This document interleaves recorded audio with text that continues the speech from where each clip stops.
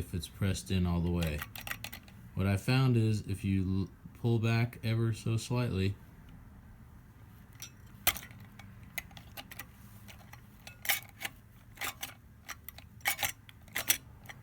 the thing will work, but only if you have it extended enough. If I push it back in,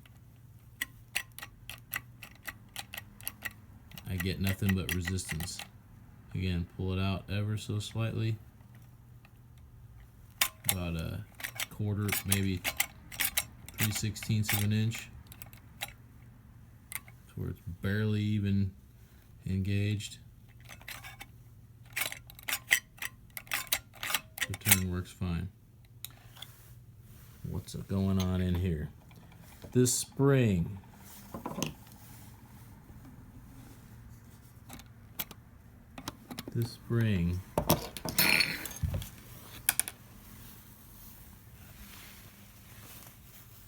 appears to be the culprit. Why, I cannot say, because now that I have the spring out, put this back in,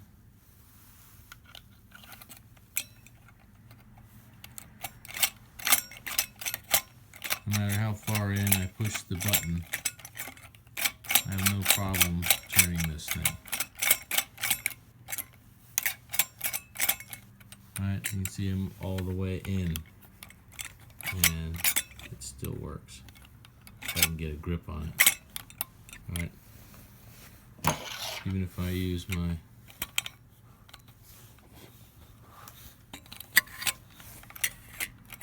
quarter, that still works. Oh, somewhat, yeah.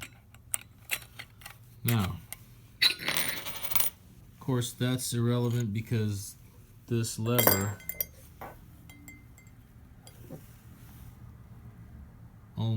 can only have the button in it so far. So I understand why this spring needs to be here to keep the back pressure on it. But why is the spring keeping this from working? Balls in your court, indicator lock.